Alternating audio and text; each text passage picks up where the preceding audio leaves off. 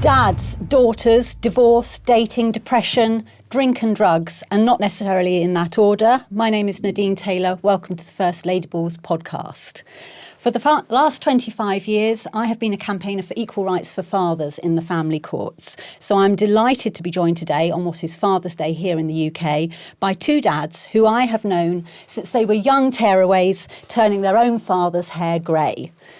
Bringing not just their personal experiences to the table today, but their professional ones too. I'm joined by, and this is a very tenuous D-link, friends from my school days.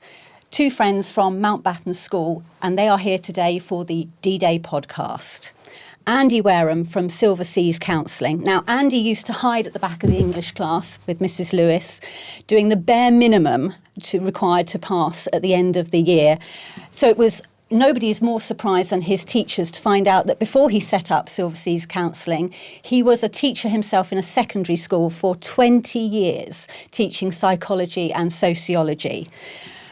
And I'm also joined by Mark Holman, whose teachers fondly remember him, especially on his last day at school. Mark has a passion for reviving old things, which is probably why he's been hanging around with me for so long. He runs a business called Fork Handle Revival, but he's turned his own mental health experiences into a profession as well, and he's become a peer support worker for Solent Mind in the New Forest. Both are dads, so a very happy Father's Day to both of you. There's a little gift on the table to kick off. You may keep your Father's Day mugs at the end of the show. Now, no expense spared in the props department. Inside the mugs are little pieces of paper with words on them. We're going to be spontaneous. I've come up with various D-Day subjects, and I'm going to ask you to pull them out randomly, and we're going to discuss the subjects on the pieces of paper. But to start with, I'm going to hold the first one, and our subject, of course, is dads. I am not a dad, obviously, just in case anybody's wondering. But I work with many dads on a day-to-day basis who passionately want to remain in their children's lives as a father. So let's throw this out there. When did you first become a dad? How does it feel to be a dad for the first time? Did you have any idea what it was going to be like? And has it been easy? Do you enjoy it? And looking back, is there anything that you would have done differently? And has being a dad influenced your work? So 5-6 questions for people with ADHD. Yeah. You confused? Yeah. But that's me as well, firing those questions at you. You know that's where I'm coming from too.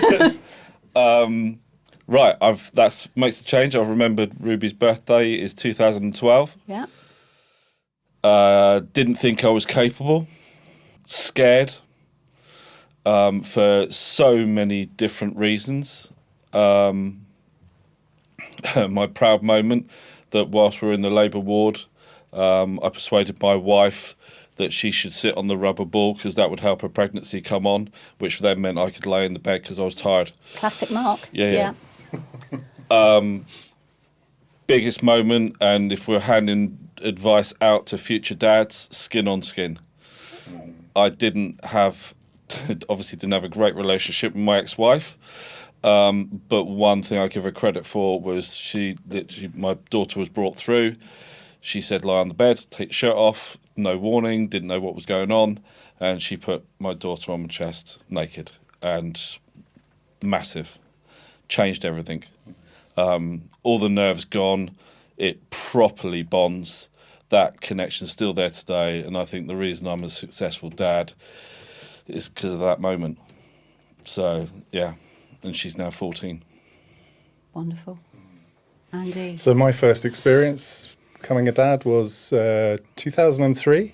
My daughter Sophie was born in August of that year. Was I prepared for it? Were you in the room at the time? Sorry? Were you in the room? I was in the room Mark? at the time. Okay. Yeah. And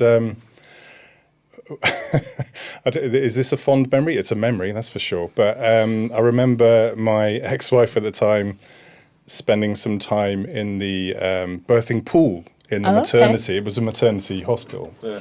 And I remember being fascinated by that and about this large net that was stood next to it, and Catch the baby. What? no, there's this. Well, Like a fishing net? Like a fishing net? Yeah, like a fishing net. Okay. And I was thinking, what's that doing in here? Because surely my mind went where yours did. It was like, surely they just hold the baby as if they come out in here. They don't put them in a net. Yeah. You know, they don't. Have little targets on, like 50 in the middle, and Well, it's not like playing a fish if you're fishing, reeling it in. So I had to ask. I know I should have been focused on what was going on rather than the equipment around me, but apparently it's quite common, I discovered, for women to basically poo themselves when they're giving birth, and the net was designed to get that out.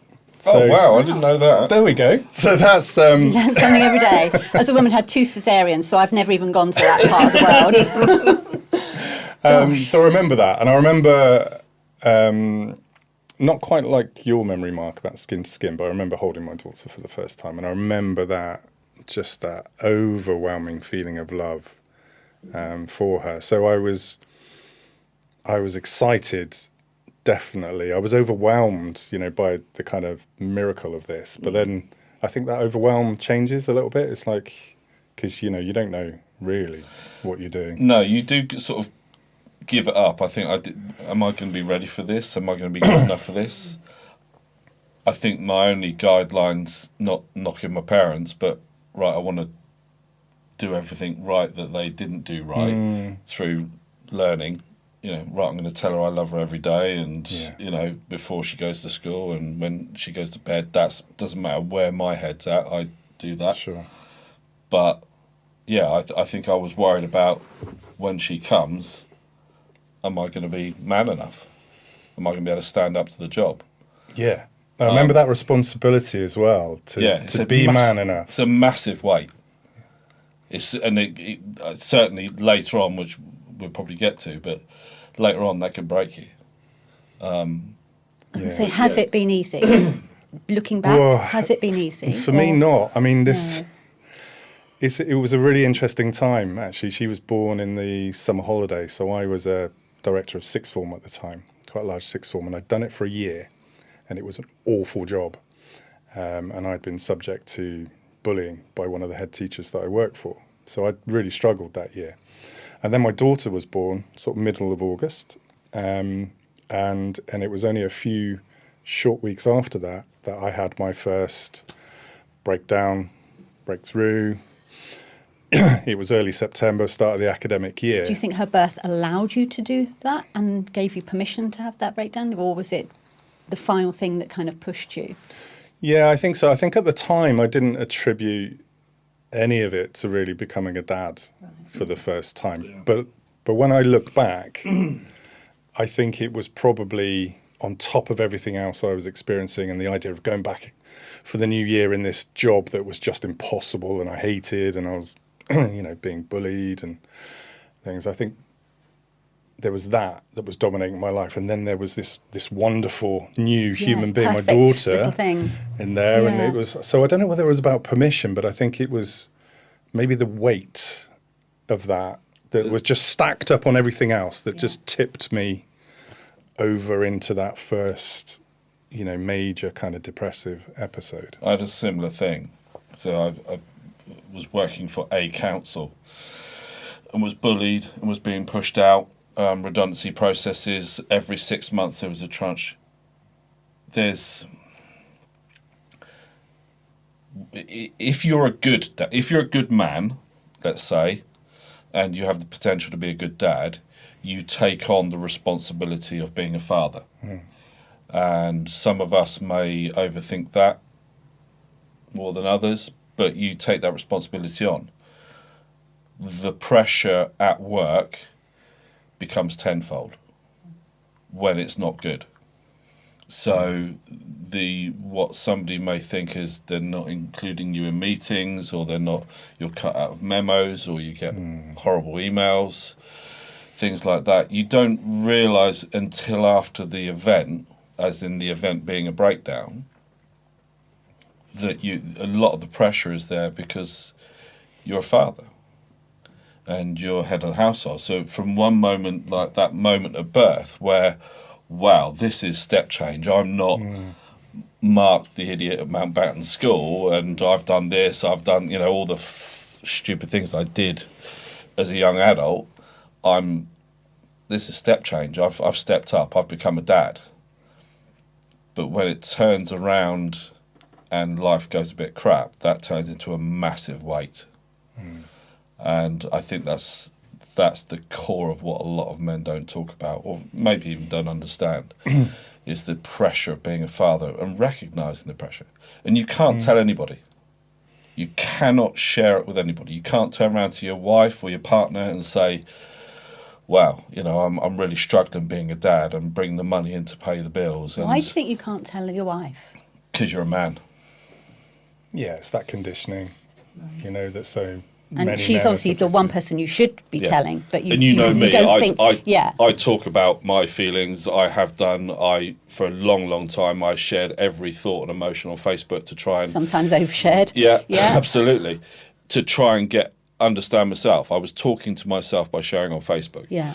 But when you are a father, when you're a husband, you don't. And even the men's groups I've been to, you're not going to sit there and say, I'm under pressure at work, I'm failing as a man, I'm not going to be able to provide for my family, I'm not a good dad, I'm not a good husband. So knowing what you both know now, professionally and through life experiences, what would you have changed back then? Going into the trouble at work and depression and feeling like you were failing? I like to think things have improved. Okay. I think from the patients I've got, local authority still is an antiquated place to work, so they don't understand mental health. We were talking before, you're looking at, as an estimate, through the patients I get Silent Mind, I would say we'd be lucky if you see 20% of patients are men. And quite often it's too late. And you're saying that while there's 20%, actually that's just the tip of the iceberg and they're not coming forward? Yeah, they're not. Okay. It's refreshing to see Andy does what he does, because again, there's not men to go and speak to. It's rare that as a peer worker I'm a man, but I would say Soul Mind, I would say, again, as a guess, 35% are men. So there's somebody to talk to at Soul Mind as far as man to man. But still, it is a huge issue, even though it's been banded around and there's this issue on telly or this whatever latest marketing mission there is still men do not talk. So back then you would not have gone and sought any support, even if it was made available to you? Or do you think you would have gone but not really kind of believed it could help? I think it's the wrong help. Okay. I think you go for, in my experience, obviously I wasn't diagnosed as ADHD and EUPD until my 50s, which that's another subject in itself. But you say with the counsellor you're given, right, we'll give you 6 sessions of counselling to help you because you're struggling. It didn't cover the fact that I was drinking to self-medicate, as in to get to sleep at night and to cope socially. Sorry, I lost my point. But there isn't. Yeah, you go for therapy, you get 6 sessions because that's what work gives you, and straight away you're talking about your past. Right. So you've almost like, here's the problem here. No, let's go back here. Yeah.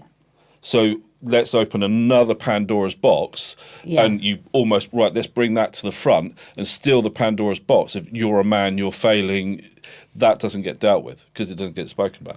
Is that what you felt at the time, Andy, as well? Or would you have been open to support? I would have been. You've got to recognise you need it. That's the problem. And as men, I don't think we knew. I think what we were experiencing at that time, we just felt was, well, this is it. You know, this is just what you have to experience and cope with. Yeah. Yeah. You know, you and I remember this, you know, that very powerful inner critic.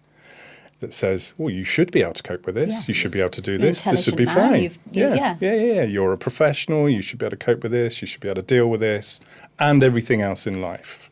All right. That's, performing that role, being the competent person at work, being the dad, the brilliant dad, being the great husband at the time. These are all things that you should be able to do, and you should be able to do it without any need for support, because you should have the resources yourself. Right. But you don't. Not only do we not have the resources, we don't have the vocabulary. We don't understand.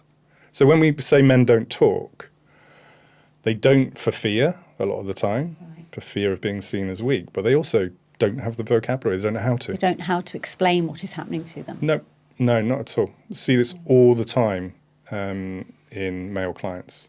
They have no idea. They don't even understand feelings and emotions. I see it a lot as a peer worker. My qualifications are my lived experience. Yeah. I was going to say, does what's happened to you really influence what you both do? Yeah, it's genius. For Soul of Mind, and whoever invented the peer role is a genius. Talking about myself, I've been very conscious. I'm always talking about myself. Stop it. Ask someone the question about themselves. Yeah. And then you're using your experiences to talk to someone else. So patients are turning around and there's me thinking, I've said too much about myself. This is about them. This is counselling role. I'm not a counsellor. But they hear what I've been through and they learn. I haven't got... It's interesting. I don't have young dads coming forward. I've got one young dad, but he's coming to me because he's an ex-addict and dealer, not because he's a young dad. Maybe you ought to open that box It's with him at absolutely some true. point. Yeah, literally as I'm talking to you, we haven't talked about that. God, we could talk about this for the entire podcast. I am absolutely sure about that. But, let's go to our super expensive props that we brought in today. One of you, please, take a dive into your Father's Day mug and pull out a subject, and that's what we're going to discuss next. I'm glad it's not just the mug, and there's the fee that comes as well. So. Yes. You get to take home the mug mat as well. Well, I guess this one follows on quite nicely from dads. It's daughters. Daughters? Yeah. Wow. Well, I know all three of us have daughters. Yep. I'm still not a dad, but and my dad's very first Father's Day came just a few hours after I was born. So I like to remind him every year of how special I am and how lucky he is. I'm sure there's many a time when he would have disagreed with that. So is a father-daughter dynamic different to a father-son dynamic? And has having had a daughter changed your approach to life? It's a different one, isn't it? My mind wants to say, no, it's no different. But in reality... But you've got a son as well, and I've got a son. Yeah. So... In reality, I think it is a bit different. I think in terms of the foundations of that dynamic, I think my principles, my values are exactly the same. But how that plays out, for example, in something like communication, is different. What came first, the daughter or the son? Daughter.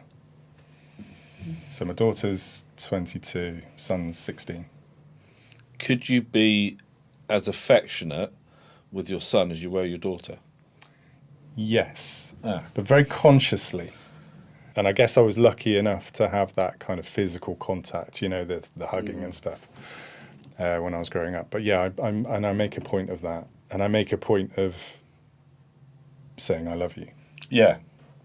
A lot as well. Yeah, so, I find it's an effort. And I don't mean that in a negative sense, as in it doesn't come naturally. It's just like, of course I love her. That's the generation before us. Of course I love you. Yeah. What are you talking about? Don't need to express it. Yeah. Because it's a given. Yeah. Yeah, but she doesn't know that. I'll give you a hug when you've done something I'm really proud of, like you got a new job or whatever, or it's your wedding day. Yeah, don't need to do it. Don't need to do that any other time. No.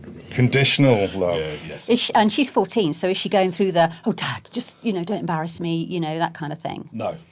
You've embarrassed her whole life, so she's used to it, is that it? Yes. No, genuinely, yes. Genuinely, yes. That's our job, isn't it? Yeah, there's a sense of achievement in embarrassing. Yeah, that's right. Yeah, it's a goal. She's got me. I don't win. Yeah, I'm so lucky. I don't know how I can go there. It's from skin to skin. Even this morning, up on my memories from Facebook came the day we got baptized together. There was another clip of how we used to just crash out on the sofa together, and literally you can see our legs. She's at one end, I'm at the other end, and our legs fighting for space in between. But that was our way of affection. Yeah, because I sort of I have to get into a space to just zone out. I have to kind of ground myself from a day. I know more about that now, but back then it was very much I needed space. And Ruby, but she'd make sure she's touching me. But yeah, we're up until getting married. She's my best friend. Genuinely, she's the funniest. She's the most intelligent. She's the most interesting. And again, I think that's where I don't want this to be negative, but the pressure of if something goes wrong with her, finding out that she had eczema, I'd failed. Okay. Finding out she needed glasses, I've failed. And that's quite a big, for someone who's got AUPD where emotions crash. Yeah. I'm everything. And neither of those are failures at all. But in your head, yeah, it's Didn't know then, but I don't know how this would be interesting to hear a dad that's not got EUPD. But anytime there's something wrong with her and out of control was finding out she's being bullied, that was dangerous, really dangerous. dangerous for you. Yeah, I'm not. I've always been criticised for being aggressive, but I'm not a violent person. I just come across passionate. You're a big bloke, and it's just But I was ready to lose everything for her. How could they treat someone as good as her like that? And you had quite a gap between your daughter and your son being born, so she was an only child for quite some time. She was, and my relationship with my daughter was obviously impacted by the fact that her mum and I, parted company when she was only 2. We were living up in the northwest at the time, and when I moved out, I stayed up there for a while, but then I felt increasingly isolated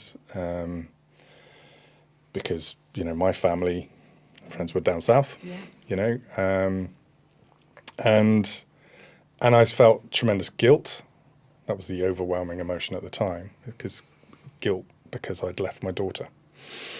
That was what I was thinking about. It wasn't about, there was some guilt, there was obviously some regret in terms of the marriage not working out, but the overwhelming feeling was, I've let her down. And physically moving away, you physically left her as well. I physically left her, and then I physically moved from the northwest down to Gloucestershire,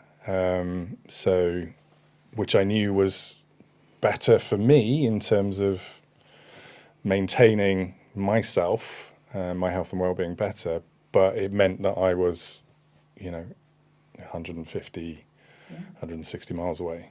And they may as well be on the other side of the world sometimes. Yeah. So that was really hard, and under those circumstances, which are very difficult, I spent, I think it was about 9 years in total. Every other weekend, 600 miles I was doing to pick her up. Did you stay up there with her, or did you bring her back to your place each time? Yeah. I think that's important because they have to see your space. Yeah, and I wouldn't change that at all. That was absolutely vital for our relationship, I think. But obviously it took a toll on me as well. I was doing a really demanding job, and you drive 600 miles over a weekend, you're knackered before the working week starts. Yes. So it wasn't, it wasn't ideal in that sense. But like I said, worth every mile, every moment to do that. Even the car moments are good. They are. Yeah, they are. I mean, obviously, when she was young, it was She might sleep quite a bit of it, but over the year, there's the first 20 minutes, isn't there? Sorry, the calm moments. 20 minutes of the journey, and then they're asleep. Yeah, that's it. So doesn't matter what age. But I enjoyed that. Music. Yeah, the music. Yeah. I was going to say, now that. Ruby's only 14, so hopefully she's not quite got to the stage where she's having difficult conversations with you about things, but your daughter's older. Has she come back to you on any of that early life with you and the car journeys? Yeah, we've had difficult periods in our relationship where, she's tapped into some anger that I think is connected to that abandonment, that feeling abandoned, and that was tough. But what I made sure I did was maintain contact. I made sure I took it. I made sure I listened to it. I made sure I communicated that I understood it.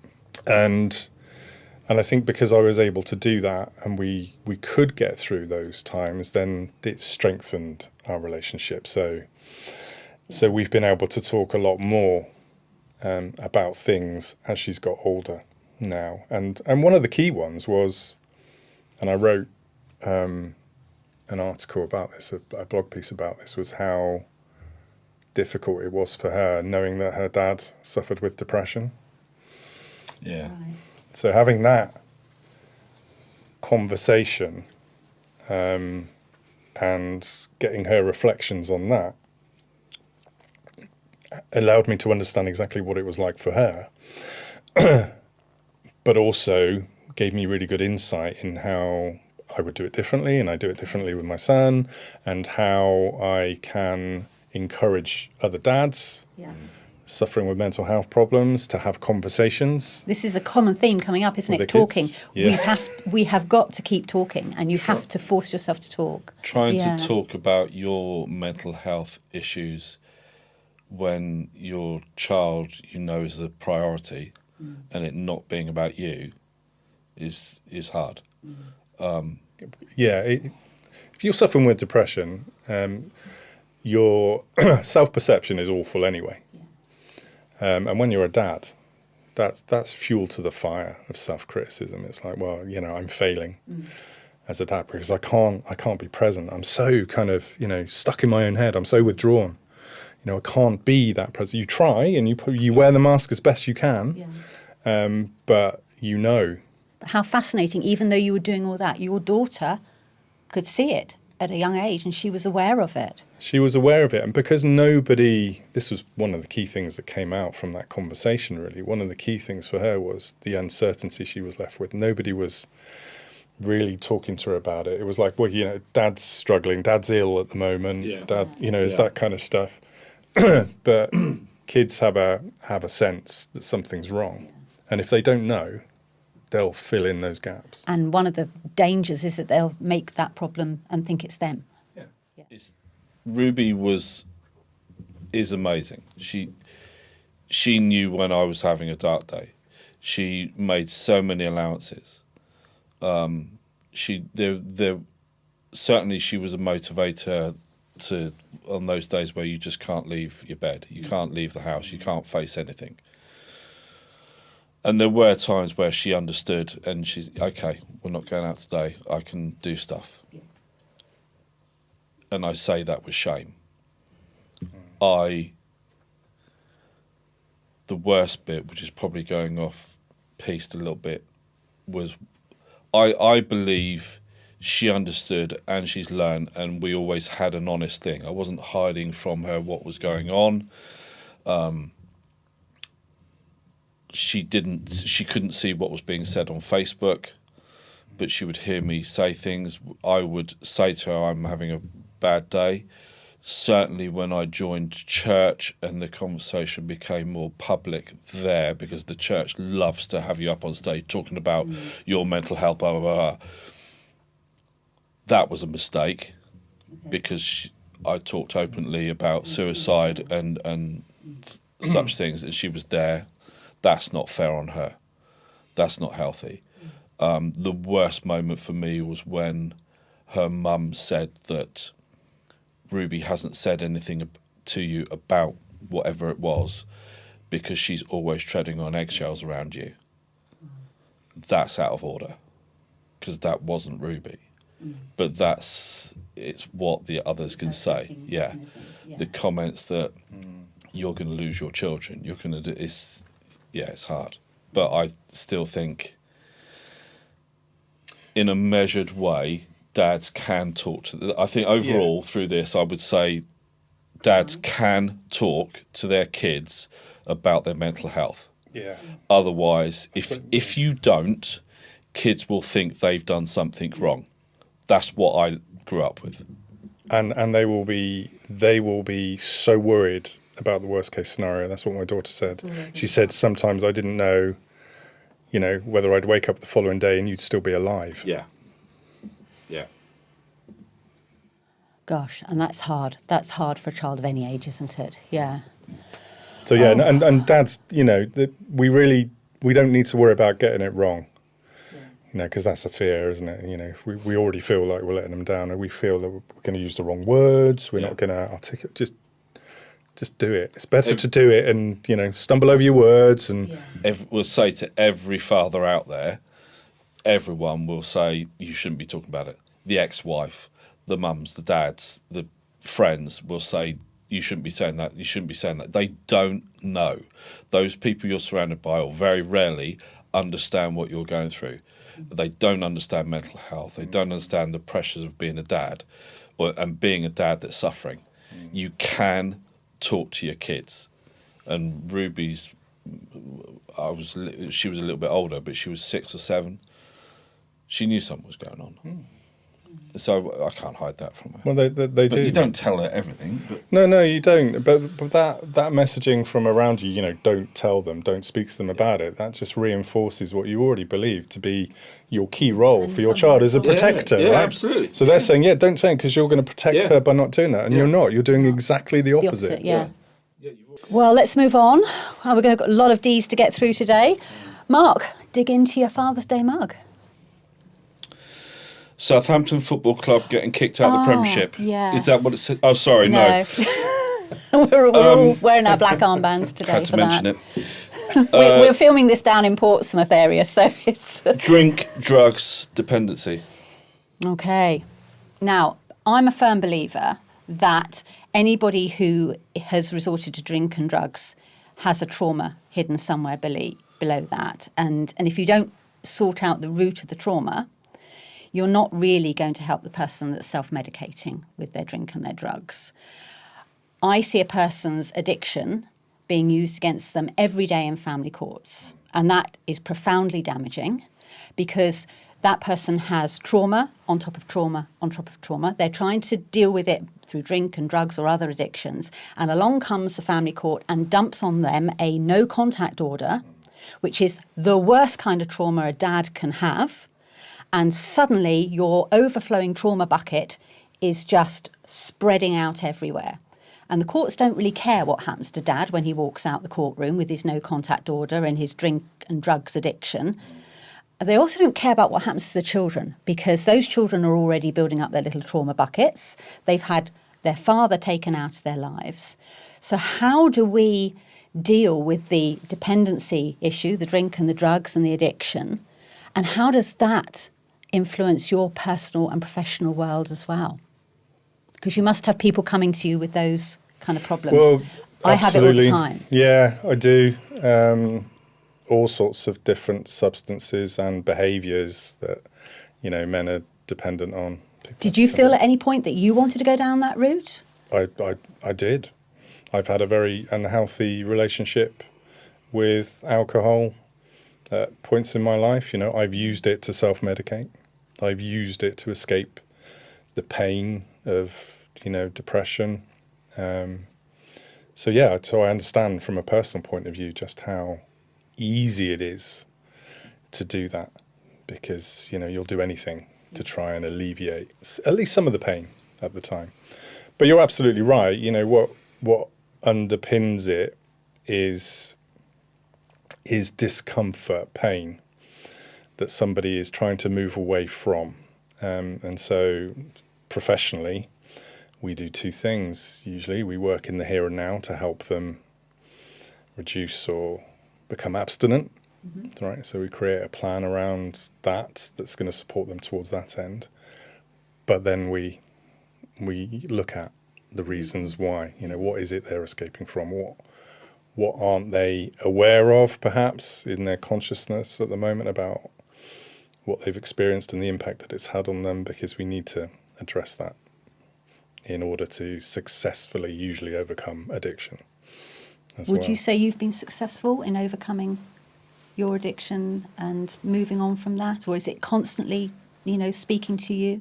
I would say there are periods, unsurprisingly, those periods of depression where I can still turn to drink. And my relationship has changed with alcohol and is changing. So now I actually believe that I'm close to a point where I can cut it out altogether. Coping skills and steps in your life, yeah. Yeah, in order to not, turn to it maybe quite so readily. But it's quite a journey, and if you've been doing it for a long time, and I don't know about you, Mark, but alcohol was a really big feature of life growing up. Normal. It was absolutely normal. It was normal in my family as well. It was normal for us kids to have a drink when we were quite young, maybe just at Christmas or special occasions. But yeah, my dad introduced me to snowballs, I'm sure, quite young age. Yes, I still same. love them today. Lady snowballs. Yeah. Lady Lady snowballs, indeed. So yeah, the culture meant that I was a heavy drinker anyway. Yeah. It wasn't hidden in a house. It was there. We had a drinks cabinet. It was part of our life and family life. I went to uni and, getting completely out of it was just... I remember that was the thing about getting my own place. Oh, I could have a drinks cabinet. Was it a posh, reclaimed No, I drinks wasn't doing cabinet? that in those days. I think it was just a shelf with a mirror on it. But it was, I think that what I've learned, and I think I see a lot of guys struggling with, yes, there was self-medication. That was one element. The one I've learned more recently about, and I think was more what I had, was masking. So you use that socially, I especially.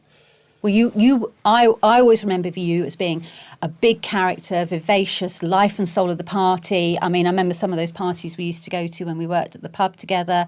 You were Mr. Entertainment. I don't even know who that guy was.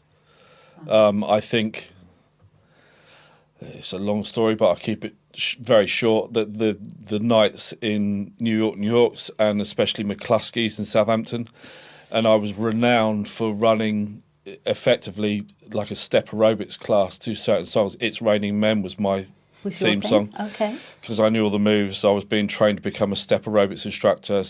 But it was all You didn't true. wear lycra, did you? And leg warmers. It's lovely. I've got all sorts of wonderful visions in my mind now, I Mark. could do signed pictures if you want. Thank you. Yeah, I'd really leg appreciate warmers, that. a lot. I recently went to a talk by a guy called James Brown, no relation, through the Seed Talks. And somebody stepped up and questioned about men and a midlife crisis.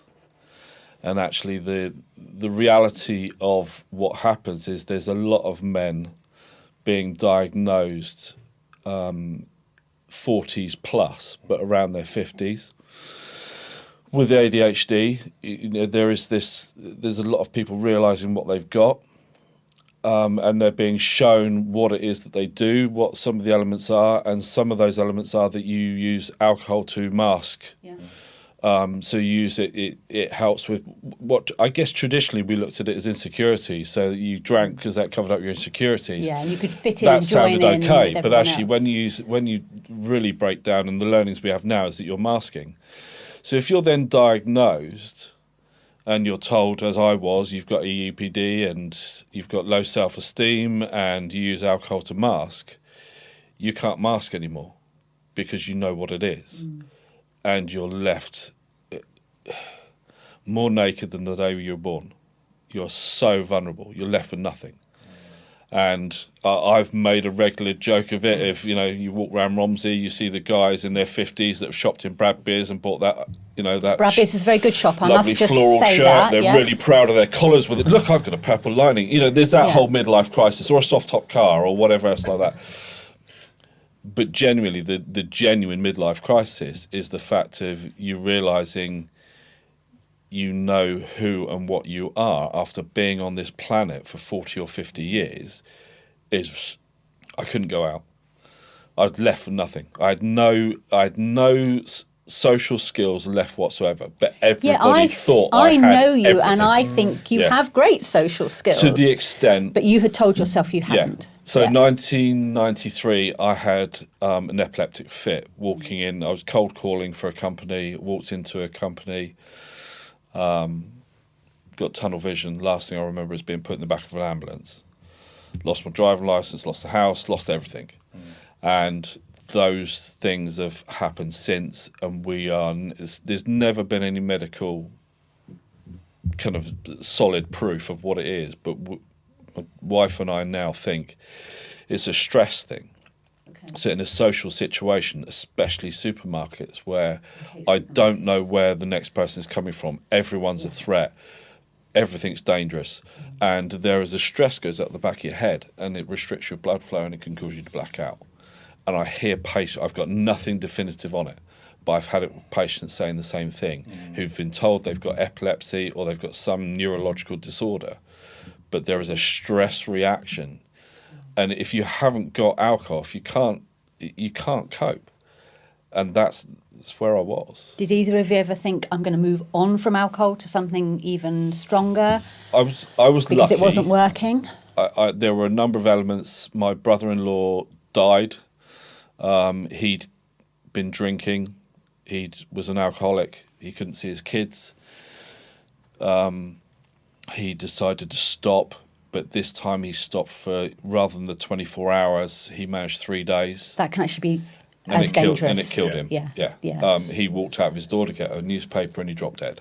His body shut down. So I was admitted to hospital for a different thing, and I told the nurse, and I couldn't remember the last day that I hadn't had a drink. That then led on, and you can get medication for it, you can get support. But that's just masking in itself, isn't it? You have to go back to the problem. And then the question asked, which I think was the road to recovery, was, okay, we need to ask you some questions to work out whether you're able to join the programme for support. You've got the choice today. Are you going to buy vodka or are you going to buy your daughter some shoes? And clearly it was vodka, without doubt. Even my wife was enabling it.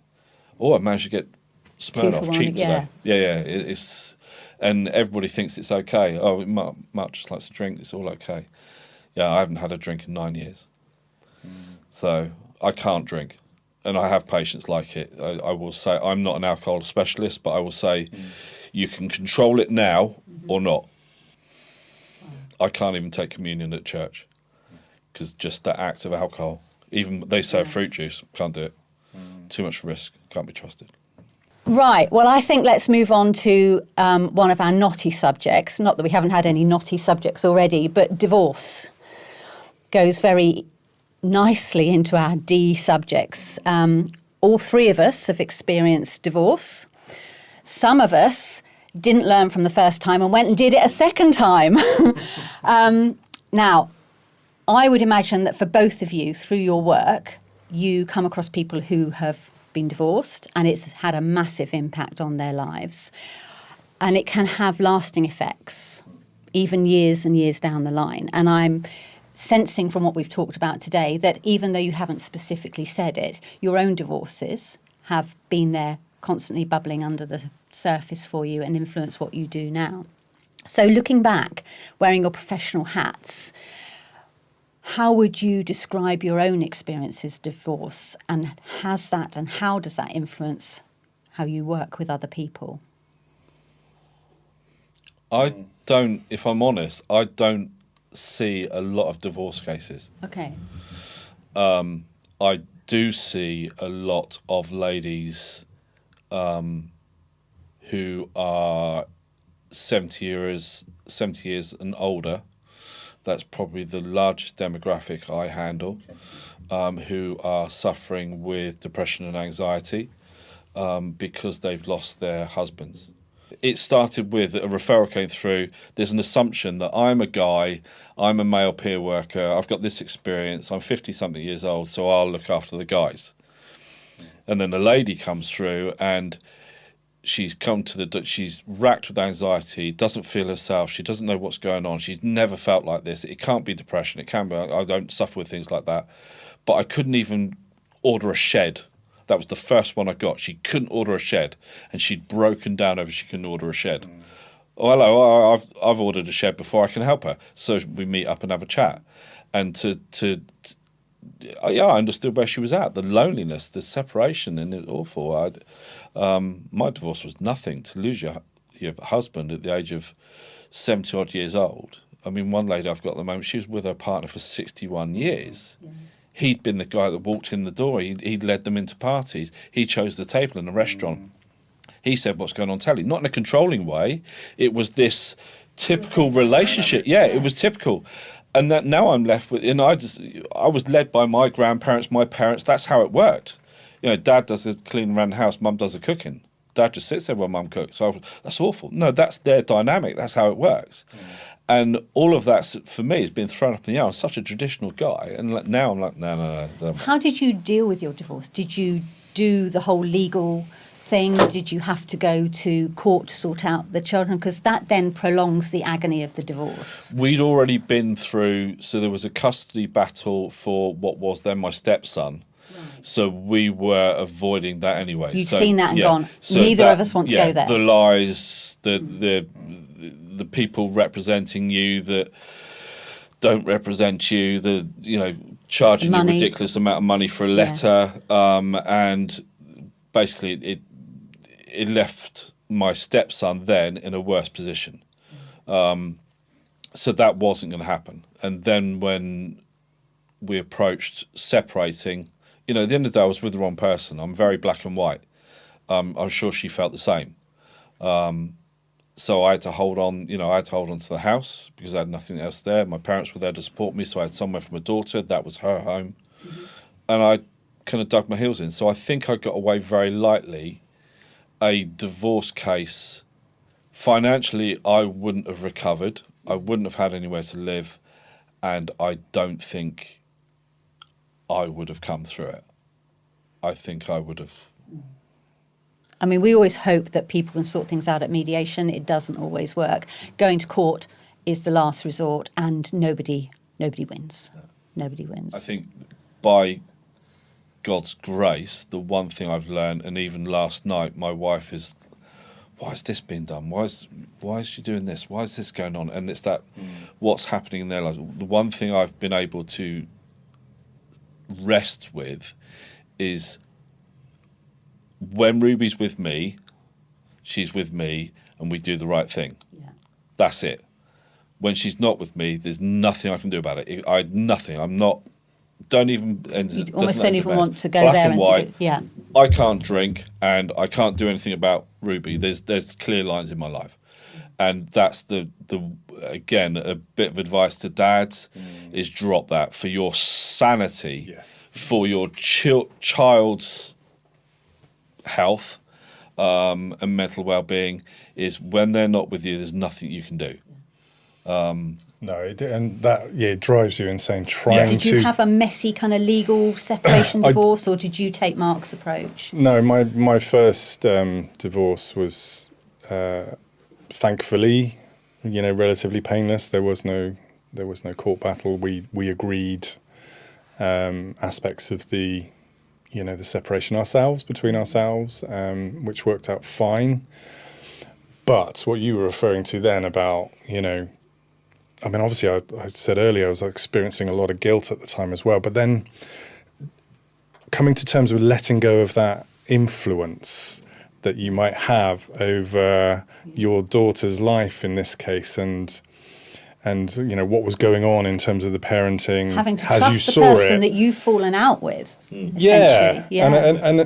And I did by and large, but there were things that I tried to broach, things that I'd seen in terms of changes in my daughter. But then they were shut down. It was like, defensiveness, aggressiveness, not talking about that. Yeah. It's like, but I'm it's like I'm trying to do. I want to do what's right for our daughter, but when it gets constantly shut down, and that's what drives you mad, because it's like you can't understand it. It's like I'm trying. I loved this person. And it's not regret that I'm not with them, but you try and rationalise it. That, well, I love this person. We had sex and stuff. We said I do. Yeah. And now I cannot. The amount of emotion basics. You cannot communicate with them. That's not it's a man-woman thing or anything like that. Your ex-partner, it is impossible to communicate rationally with them over anything. And you understand it as well to a degree, because you understand that the other person is hurt and they're wounded, and you're, in my case, I was responsible for that because I was the one who made the decision that I was leaving it, and you kind of get all of that. But then, in my mind, I'm like, well, yeah, I get that, but it's about the child, right? Yeah. And this, we need to try and co-parent. I had this maybe idealistic view. Yes. Yeah. I thought we'd go out for meals together and stuff like that. No, no. Trips When to the new guy came along, I wasn't allowed to meet the new guy.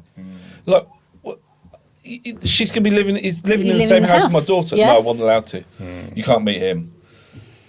And if I had, when I had new partners as well, it's like you're not having your daughter when you're with them. Yeah. Kim was just like, hi. She just walked straight in. Straight in there. Yeah, you don't, there was not even a chance of you being frosty towards her. She's too lovely. Well, talking about the lovely Kim, who's sitting in the green room as we're doing this, when is it appropriate to start dating again after your divorce? Oh. Or should you never ever go there again? Well, there's a question. I think, I don't know, I have a lot of personal reflections on this, but it also comes into my professional work as well. I think in the same way that you can become dependent on alcohol, on drugs, and everything else, you can become very dependent on relationships and being chosen and feeling like you're needed for that validation. So, what a lot of men do, and I did this, is we monkey bar, we swing from a relationship to relationship. So you'll see men do this all the time, particularly not just men, women do it as well, but they'll be out in the dating scene very, very quickly after the end of the relationship. There's like no time for reflection, no time to think, okay, what was my part in the end of this? What do I need to do? What do I need to learn from this experience about myself so that I can take it on into the new relationship, so I can grow and I can develop. So I think dating is dangerous in many ways, but particularly because you don't often give yourself the time and space to really understand what's going on. Yeah, absolutely. And again, rule for dads is stop and think, stop and think, stop and think. It will affect your child. Yeah. So the times I've thought, she's great, introduced her in, and you think it's absolutely fine. I was ashamed to get divorced, and then my second shame is a couple of girls that I introduced because I thought they're great, introduced them to Ruby. One, it was absolutely great, someone from church, and all good, and took Ruby down to meet her horses, and great. And her line was, you can come down and help me at weekends. Imagine me saying that to a little girl. And then the following weekend, dropped. No reason why, no explanation. It's not me that got dropped, it's Ruby that got dropped. Yeah. So pause. Yeah, keep it separate. pausing. Yeah, totally. Pausing. Yeah, you've got to do not introduce your daughter to make the relationship look like it's all okay and it's going to be great. You do not know. On the best days, we can't understand women. I've been doing it for a long time. I've known you for a long time. I think I understand you, but I'd never go out with you. We've been together longer than most marriages, haven't we? And that's probably why. I am so lucky with my wife. Yeah. It's unbelievable. But to guys out there, just wait. Do not. If you have a relationship, keep it separate.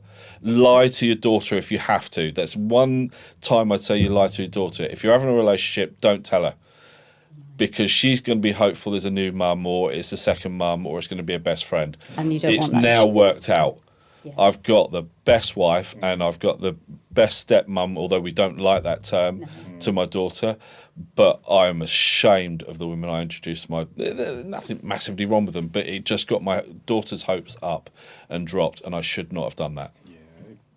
It's a cautionary tale, isn't it? Definitely. And and if you don't, and like I said, if you don't pause, I think, and if you don't do some reflection, whether that be with a therapist or whoever it might be, a good self-help book, then you're, destined probably to make the same mistakes and keep making them. Well, I don't want to end on a slightly down note, but I mean, look, you guys have been fabulous. Because we're also, in our minds, we're thinking what we got up to while we were dating. Yeah. So we're smiling. You're okay. There's a nice little memory there. Can I say that when I have dated as well, I've had brilliant experiences, lovely, even when it's only been one date. I've really enjoyed all of the dates that I've had. But what's really saddened me is listening to a lot of women and their experiences of dating, because there's some horror stories. Yeah. Oh, that's hot. Yeah, that's not. Well, good. maybe that's another whole podcast in itself. Yeah. But we have come to the end of the very first Lady Balls podcast, and I could not have literally got this off the ground without you two. So I am indebted to you for coming along today. Thank you very much. Enjoyed it. I honestly think that Mrs. Lewis would be proud of us all sitting here we today. didn't comment on Mrs. Lewis. Mrs. Lewis was lovely. Where is she now? Well, I don't know. Let's hope she gets to hear this podcast. And if she is, so if she's listening, hello, Mrs. Lewis. And I think we turned out okay. I think we did, and I have a love of literature, so I can attribute that to her. So on this Father's Day, I'd like to give a shout out to my dad, Ian Taylor, who has put up with me for, I'm not going to say how old I am, but he's 87 this year and he's still going strong. And in fact, he's babysitting my dog today, so his dad duties never end. So he did a good job. I think he did okay. Did a fine job. He did okay. And so in tradition of Father's Day, I have some little gifts for you. The obligatory pair of socks to go with your mugs, guys. And some little cards. So much. Thank you very much. And that just leaves me to say thank you very much to everybody for listening and my guests. And we will be back again very soon. Thank you. Thank you. Thank you.